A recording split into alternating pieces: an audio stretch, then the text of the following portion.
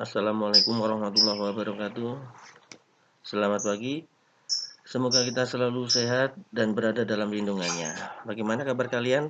Baik? Sehat semua kan? Alhamdulillah. Untuk pertemuan kali ini kita akan membahas tentang KD 3.2, menelaah struktur dan kebahasaan dari teks laporan percobaan. Untuk yang pertama kita bahas terlebih dahulu tentang struktur teks laporan percobaan. Kalau dalam buku paket itu pada halaman 27 sampai 32. Struktur teks laporan. Yang pertama yaitu judul. Nah, judul di sini saya buatkan contoh es krim biji durian. Ingat ya, yang pertama itu adalah judul.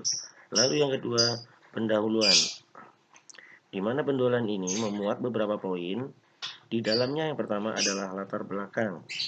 Di mana latar belakang ini, jika kamu akan menulis, apa sih isinya? Isinya itu lebih dari gambaran umum yang akan kita bahas. Nah, di sini Indonesia kaya akan berbagai jenis tanaman buah. Nah, berarti secara umum terlebih dahulu yang kita bahas adalah gambaran umum mengenai tanaman buah. Karena kita di sini membahas es krim biji durian, yaitu durian termasuk ke dalam sebuah tanaman atau tanaman buah. Nah, kita bahas terlebih dahulu. Jadi gambaran umumnya bagaimana? Selanjutnya pada paragraf kedua membahas mengenai buah durian. Buah durian merupakan salah satu jenis tanaman buah yang terdapat di Indonesia dan lain sebagainya. Lanjut lagi pada paragraf selanjutnya pada paragraf ketiga baru dijelaskan lebih detail lagi. Buah durian selama ini hanya dikonsumsi daging buahnya saja, sedangkan bijinya dibuang dan tidak dimanfaatkan. Salah satu alternatif pengolahan biji durian adalah pengolahannya menjadi es krim. Biji durian merupakan bagian dari buah durian yang tidak dikonsumsi oleh sebagian besar masyarakat karena berlendir dan menimbulkan rasa gatal pada lidah.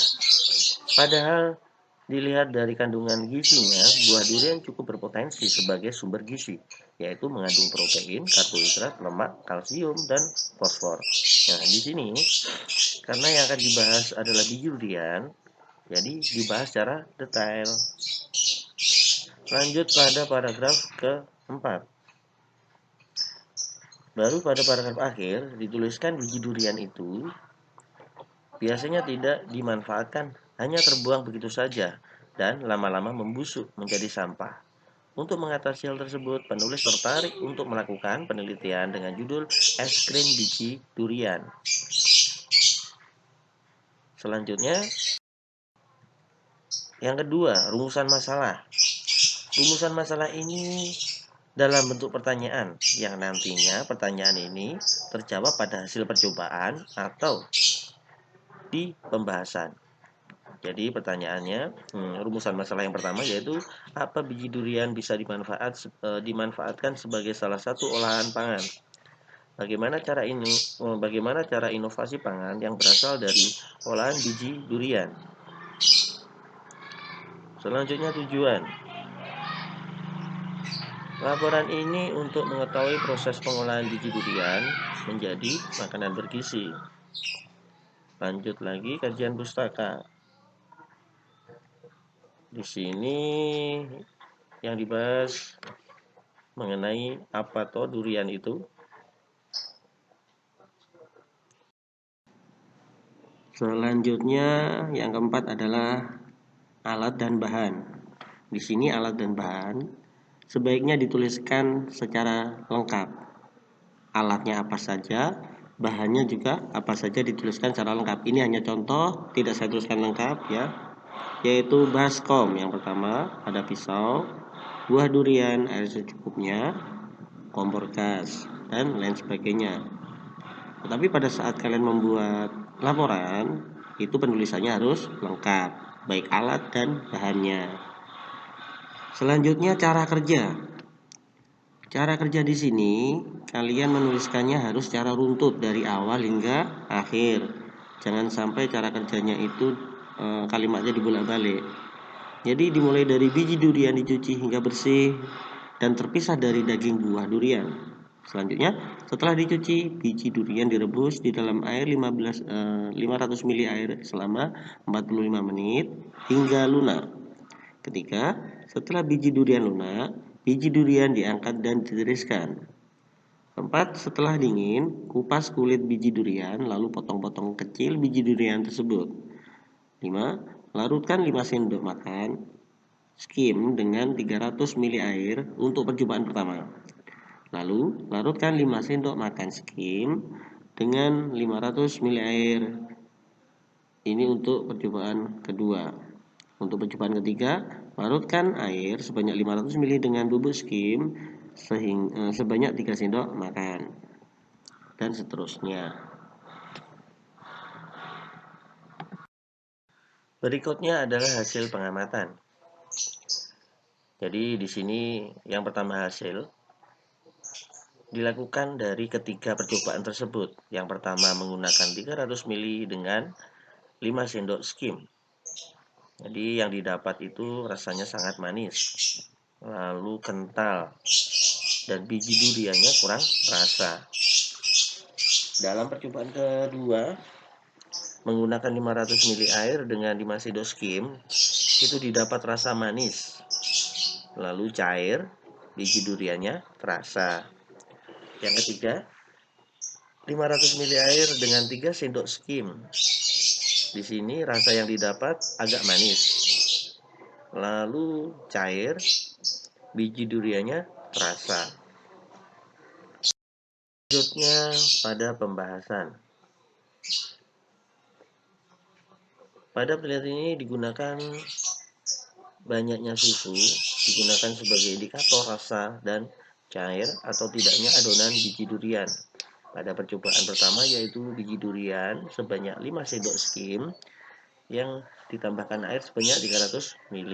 Ternyata pada percobaan tersebut adonan skim biji durian menghasilkan tekstur yang kental. Setelah dimasukkan ke dalam pendingin, sukar untuk memadat menjadi es krim.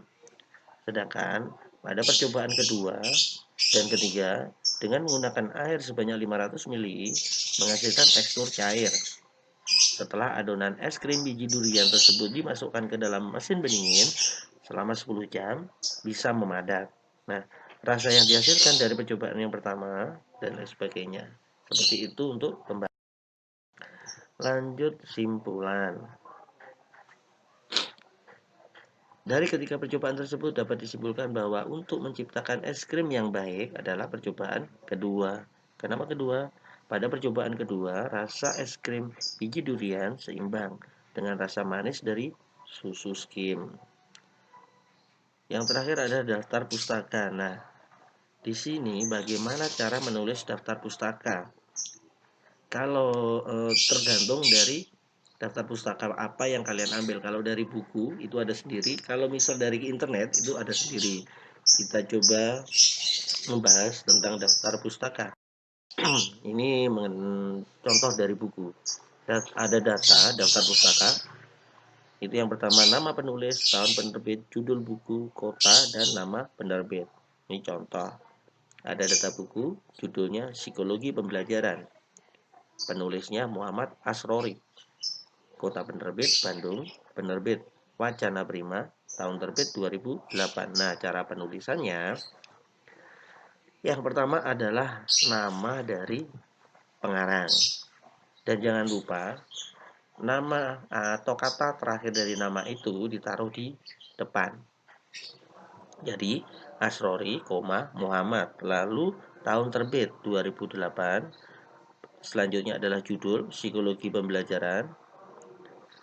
Baru kota penerbit Bandung, penulisannya titik 2, lalu penerbitnya Wacana Prima. Seperti itu cara penulisan dari buku.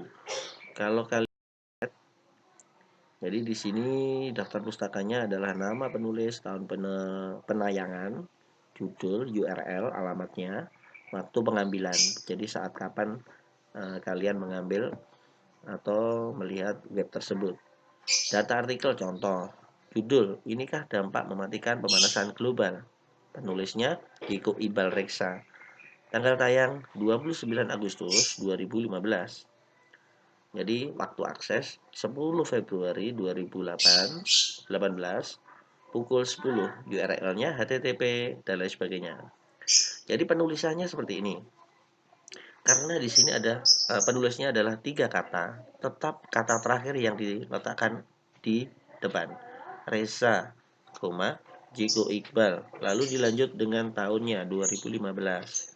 Dilanjut lagi judulnya. Inikah dampak mematikan pemanasan global? Lanjut tersedia di alamat URL tadi, http dan lain sebagainya. Diakses pada 10 Februari 2018 pukul 10.